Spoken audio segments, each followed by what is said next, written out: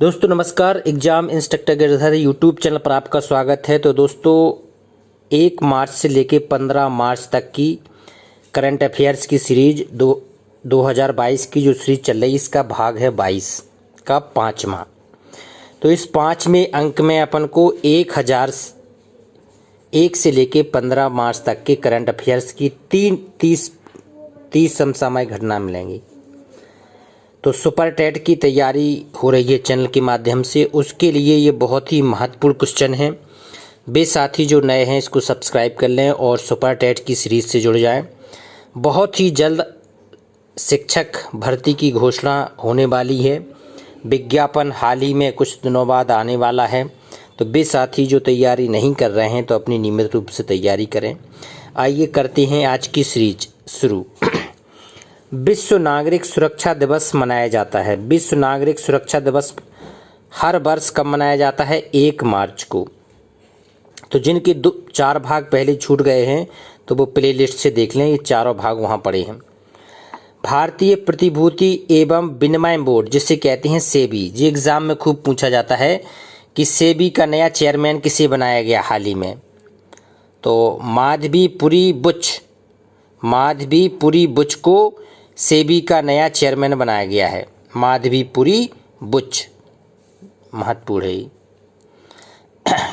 यूरोपीय संघ EU ने हाल ही में जिस देश को शामिल करने की मंजूरी प्रदान की, क्योंकि रूस और यूक्रेन का भी युद्ध चल रहा है, तो ऐसे में यूक्रेन ने यूरोपीय संघ में शामिल होने की मंजूरी चाही थी, तो यूरोपीय संघ ने यूक्रेन को शामिल होने की मंजूरी दे दी है।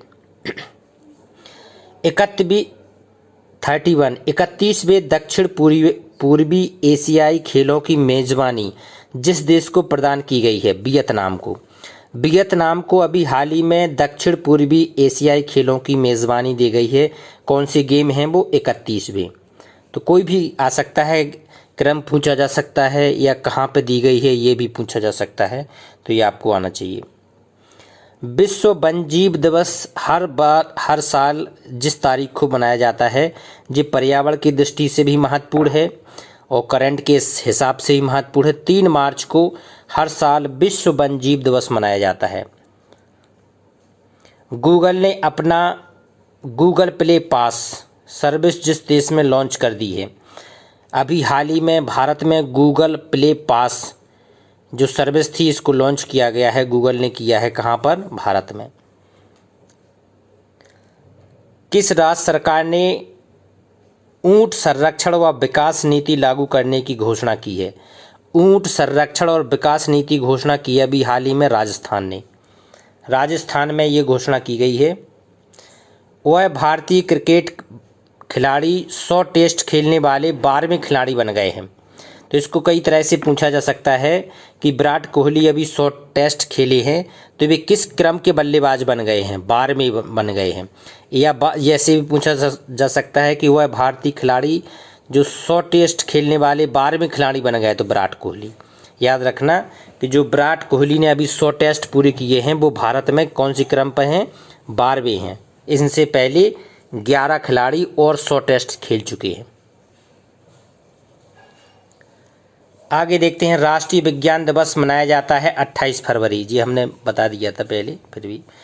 फिलिस्तीन ने हाल ही में भारत के जिस राजदूत का निधन हो गया है, फिलिस्तीन में हाल ही में भारत के एक राजदूत अभी हाल ही में ख़त्म हुए हैं, मुकुल आर्य का निधन हुआ है, जो फिलिस्तीन में भारत के राजदूत थे।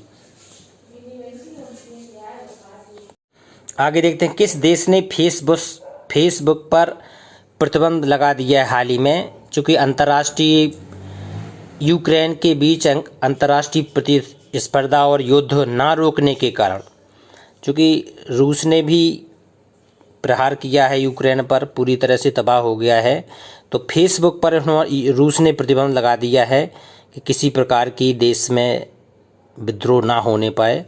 तो फेसबुक ने कहाँ पर किसने लगा दिया? रूस ने अभी हाल ही में। अब देखते हैं। हाल ही में पाकिस्तान के पूर्व राष्ट्रपति का 92 साल की उम्र में निधन हुआ है। उनका क्या नाम था? रफ़ीक तरार का हाल ही में निधन हो गया है। ये पाकिस्तान के पूर्व राष्ट्रपति रहे हैं। ये 92 वर्ष में इनका निधन हुआ है। अंतर्राष्ट्रीय महिला दिवस जिस तिथि को मनाया जाता है 8 मार्च को अंतर्राष्ट्रीय महिला दिवस मनाया जाता है। भारत में शयन मुद्रा में भगवान बुद्ध की सबसे बड़ी मूर्ति जिस राज्य में बन रही है, तो ये शयन मुद्रा में भगवान बुद्ध की मूर्ति किस राज्य में बन रही है? बिहार में। बिहार में भगवान बुद्ध की मूर्ति बन रही है जो सबसे बड़ी है शयन, सोते हुए। दीन बंधु योजना जिस राज्य सरकार का प्रमुख कार्यक्रम है। ये 2 योजना जरूर याद कर लो, 2 में से एक आने की प्रबल संभावना है। दीन बंधु योजना कहाँ की है? ये तो तेलंगाना की है, दीन बंधु योजना तेलंगाना की। और कौशल्या मातृत्व योजना कहाँ की है? छत्तीसगढ़ की। तो ये दोनों हाल ही में शुरू की गई हैं, तो दोनों में से एक ना एक आने की प्रबल संभावना बन रही है। दीन बंधु तेलंगाना और कौशल्या मातृत्व योजना छत्तीसगढ़ की है। भारत का पहला 100% महिला स्वामित्व वाला औद्योगिक पार्क जिस शहर में खोला गया है। महिला स्वामित्व वाला औद्योगिक पार्क कहाँ पे खोला गया है? हैदराबाद में। जो अभी हाल ही में हैदराबाद में खोला गया है। ये भारत का 100% महिला स्वामित्व वाला पार्क है। जिस राज्य ने मिशन इंद्रधनुष में पहला स्थान हासिल किया है, जिस स्वास्थ्य से संबंधित है मिशन इंद्रधनुष, तो मिशन इंद्रधनुष में पहला स्थान हाल ही में अभी किसने किया है? उड़ीसा में। पहले उड़ीसा की स्थिति हेल्थ में सबसे पीछे मानी जाती थी, लेकिन उड़ीसा में जिस हिसाब से हेल्थ प्रोग्राम, मिशन इंद्रधनुष प्रोग्राम जिस हिसाब से गति पकड़ा और प्रथम स्थान प्राप्त किया, ये बहुत ही तारीफ के काबिल है उड़ीसा की। आगे देखते हैं D2H ने जिस भारतीय क्रिकेटर को अपना नया ब्रांड एम्बेसडर नियुक्त किया है। ये भी आ सकता है क्योंकि उभरते हुए क्रिकेट के खिलाड़ी ऋषभ पंत, इन्हें DDH जिसका रूप D2H ने हाल ही में क्रिकेट का नया ब्रांड एम्बेसडर बनाया है ऋषभ पंत को। इंटरनेशनल वुमेन ऑफ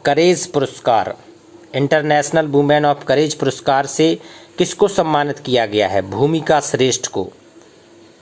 श्रेष्ठ को इस पुरस्कार से सम्मानित किया गया है।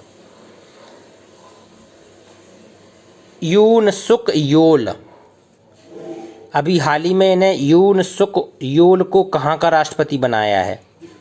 ये दक्षिण कोरिया की अभी राष्ट्रपति बनाई गई हैं यून सुक योल।